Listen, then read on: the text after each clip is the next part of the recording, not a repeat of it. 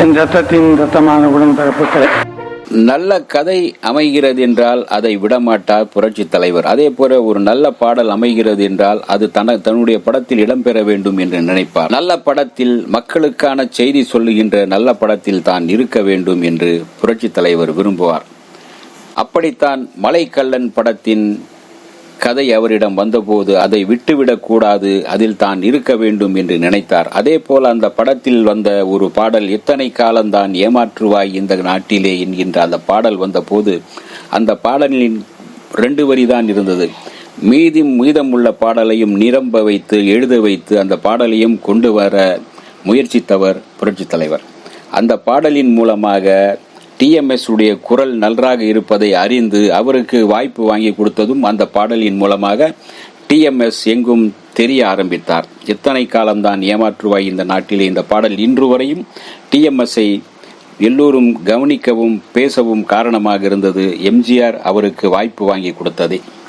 அதே போன்று 1954ஆம் ஆண்டு ஜூலை மாதம் 22ஆம் தேதி வெளிவந்த மலைக்கள்ளன் திரைப்படம் எம்ஜிஆரை சூப்பர் ஸ்டார் அந்தஸ்துக்கு உயர்த்தியது என்றால் மிகையாக. இந்த படத்தை கோவை பட்சிராஜா ஸ்டுடியோ தயாரிப்பு, பட்சிராஜா அதிபர் SM ஸ்ரீராமுலு நாயுடு டைரக்ஷன் செய்தார், தயாரித்தார். பொதுவாக பட்சிராஜா ஸ்டுடியோ அதிக படங்களை தயாரிப்பதில்லை. ஆனால் தயாரிக்கும் படங்கள் சூப்பர் ஹிட் படங்களாக அமைவது வழக்கம். பாகவதர் நடித்த சிவகவி, PU சின்னப்பா நடித்த ஆரியமாலா, ஜெகதால பிரதாபன் ஆகிய படங்களை பட்சிராஜா தான் தயாரித்தார். அதே போல மலைக்கள்ளனும் அவர்கள் தயாரிப்பில் வெளிவந்து மாபெரும் வெற்றி பெற்றது. மலைக்கள்ளன் திரைப்படம் தயாராகுவதற்கு முன்பு நடந்த சில சுவாரஸ்யமான சம்பவங்கள் நடந்தன. அவைகளை இங்கே சொல்கின்றேன். மலைக்கள்ளன் கதையை நாமக்கல் கவிஞர் வே. ராமலிங்கம் பிள்ளை எழுதிய நாவலாகும். அதை படமாக்க ஸ்ரீராமுலு நாயுடு முடிவு செய்ததும் அதற்கு வசனம் எழுத கருணாநிதியை அணுகினார். பராசக்தி வெளிவந்து கருணாநிதி புகழின் உச்சியில் இருந்த நேரம் அது. மனோகரா படத்திற்கும் அவர் வசனம் எழுதி கொண்டிருந்தார். நாமக்கல் கவிஞர் மீது எனக்கு மிகுந்த மரியாதை உண்டு. ஆனால் அவர் காங்கிரஸ்காரர். அவர் கதைக்கு நான் வசனம் எழுதினால் இருதரப்பு ரசிகர்களும் ஏற்றுக்கொள்வார்களா என்று அஞ்சுகிறேன் என்று சொல்லி கருணாநிதி அதற்கு வசனம் எழுத மறுத்துவிட்டார். இந்த சமயத்தில் ஸ்ரீராமுலு நாயுடு எம்ஜிஆரை சந்தித்து மலைக்கள்ளன் படத்திற்கு கலைஞர் வசனம் எழுத வேண்டும், நீங்கள் நடிக்க வேண்டும் என்பது என் விருப்பம். ஆனால் அவர் வசனம் எழுத மறுத்துவிட்டார். நீங்கள் அவரை சம்மதிக்க வைத்தால் நான் மலைக்கள்ளன் படத்தை தயாரிக்கிறேன், நீங்கள் தான் கதாநாயகன் என்றார் ஸ்ரீராமுலு நாயுடு.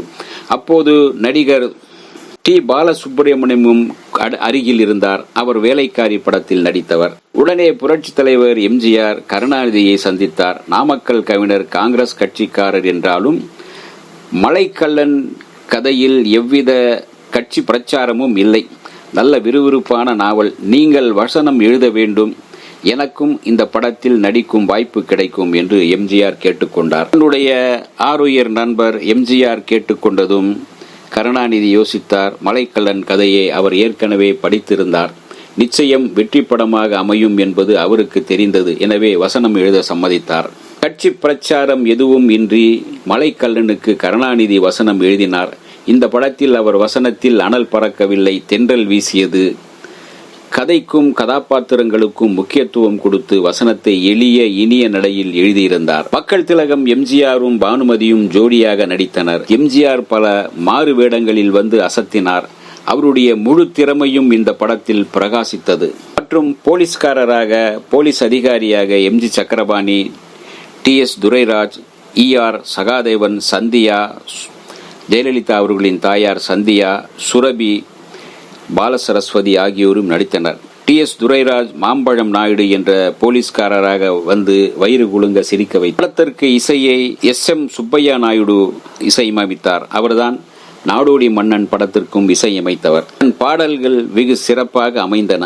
பானுமதியை குதிரையில் அமர வைத்து எம்ஜிஆர் அழைத்து செல்லும் காட்சியில் இடம்பெற்ற எத்தனை காலம்தான் ஏமாற்றுவாய் இந்த நாட்டிலே என்ற பாடல் கண்ணீர் குரலில் TM சௌந்தரராஜன் பாட அது சூப்பர் ஹிட்டாக அமைந்தது.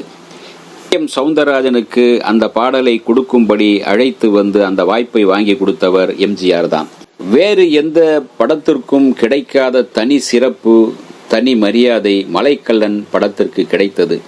இந்த திரைப்படம் தமிழ்நாட்டில் மட்டுமல்ல, தமிழில் மட்டுமல்ல, ஹிந்தி, தெலுங்கு, கன்னடம், மலையாளம், சிங்களம் ஆகிய 6 மொழிகளிலும் இந்த கதை தயாரிக்கப்பட்டது. எம்ஜிஆர் நடித்த வேடத்தில் ஹிந்தியில் திலீப் குமார் நடித்தார். எல்லா மொழி கதாநாயகர்களும் எம்ஜிஆரை பின்பற்றியே நடித்தனர். மலைக்கல்லன் 6 மொழிகளிலும் மகத்தான வெற்றி பெற்றது. மலைக்கல்லனின் வெற்றியும் புரட்சித் தலைவரின் நடிப்பும் அவரை சூப்பர் ஸ்டார் அந்தஸ்துக்கு உயர்த்தியது. அதிலிருந்து அவர் உச்சத்தை நோக்கி உயர்ந்து கொண்டே சென்றார். இந்த வீடியோ உங்களுக்கு பிடிச்சிருந்தா லைக் பண்ணுங்க, ஷேர் பண்ணுங்க, கமெண்ட் பண்ணுங்க, சப்ஸ்கிரைப் பண்ணுங்க, மறக்காம பெல் ஐகானை கிளிக் பண்ணுங்க.